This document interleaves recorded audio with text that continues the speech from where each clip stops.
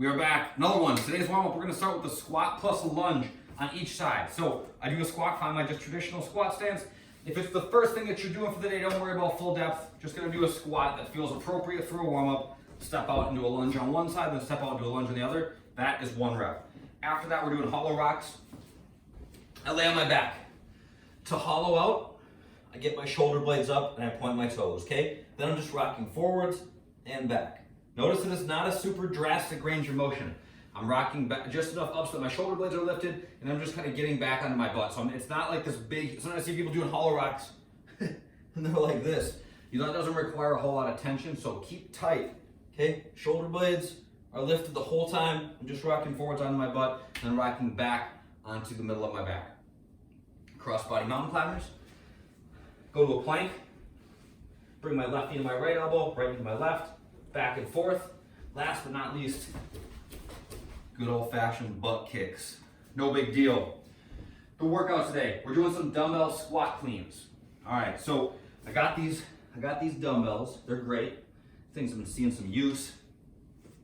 I'm gonna deadlift. It's basically following the same movement pattern as a deadlift until they get to my hips. And then I'm gonna transition. I'm gonna drop underneath them to catch on my shoulders, okay? So I'm moving underneath the dumbbells. I'm not just yanking them up to my shoulders and then doing a squat. The dumbbells probably will never go, ideally, any higher than like the bottom of my ribs, something like that.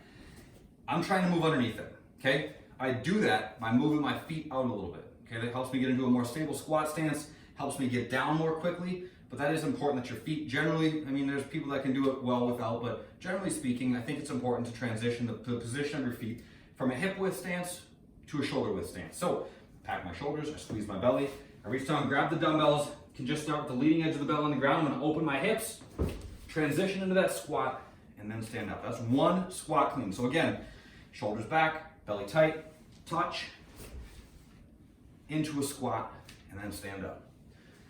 After that, we're doing burpees over the dumbbells. Okay, so you can set the dumbbells down like so. I might have to get a little creative with how you position yourself here, but I'm gonna do a burpee on one side of the dumbbells, and then instead of just the traditional come back up and jump overhead, or jump and clap overhead, I gotta actually hurdle over something. So I'm gonna jump over the dumbbells, burpee, up and over. So it just makes you change the jump height that you use for your burpees, just kind of a nice way to switch up some of the more standard stuff that we do. After that, I'm not winded. I don't know why you think that.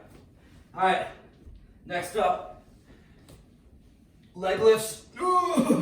With the dumbbells locked out overhead. All right, so dumbbells are locked out overhead. I squeeze my belly, leg lift up. So my knees are locked out, my toes are pointed. I don't think that that's the best way to try to communicate with people. I talk like a weirdo when I'm doing leg lifts with the dumbbells locked out overhead. Don't make fun of me. And then you get 1 minute of rest, all right? So this thing we cycle through for 20 minutes, but after every round, you get a whole minute off. So if I were you, I would take this thing on in a pretty good clip, all right? Earn your rest. So go hammer through these rounds a little bit more quickly than maybe you normally would if there wasn't a rest built in, because there's a lot of time off in this thing, okay? Those minutes add up, all right? So the body weight version is gonna be similar. We're gonna do drop squats to start. So think that same movement pattern of the clean, but I just don't have any weights. So I start with my knees bent, I open my hips, drop into that squat, and then stand up. So I'm not fully bottoming out. I'm catching the position that I control and not just bouncing in the bottom, okay? Burpees over a 6-inch target, and then 15 leg lifts. I put 6-foot target in there. It's 6-inch, not 6 foot. You don't have to burpee over something that's 6 feet tall. 15 leg lifts, so just put your hands alongside your hips, same thing, lifting the hips up. Lifting your legs up, keeping your knees locked out, feet together, belly tight. You wanna make the leg lifts even better? Keep your shoulder blades up. Okay, think about looking at your feet. If sometimes we let our head rest on the ground and it makes our back kind of arch up, I think you've had people tell me that leg lifts make their back kind of ache. And I think it's just because it's easy to overextend, right? So if we keep our belly tight by way of lifting our shoulders, same way that we did in the hollow rock, now our belly's active, our back is braced. It's magic. It's just pure magic. All right, accessory work today. 3 sets of 8, half kneeling strict press per side. Let's do this. I'm in a half kneeling position. All right, I got 1 foot out in front of me, 1 foot back behind. Make sure you're not putting one foot right in front of the other. We want a staggered base so that we have some lateral support as well. We're not just like in a straight line, okay? Put the dumbbell up on my shoulder. I only ever demo with my right side because that's the good side. The left side's all, let's not talk about the left side. Belly tight, press to overhead, and then come back down.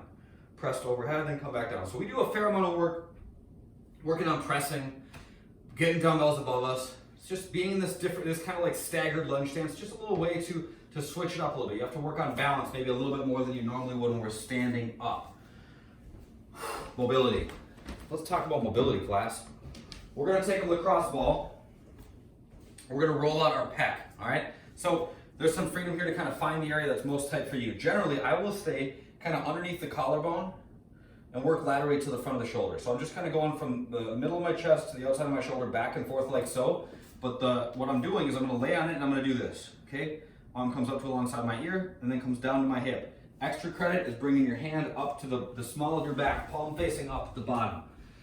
So I need to lean into this to get pressure, okay? So if I just lay flat, I won't be able to get adequate pressure. So I'm gonna lean, all right? So I lean a little bit this way, arm up overhead, and then I come back around, woo, arm to the small of my back and forth. We got 3 minutes per side, working out those kinks, paying the price for all those push-ups. We gotta work that stuff out. We can't let these muscles get so tight that our joints start moving like junk. That's not cool. That's it for today.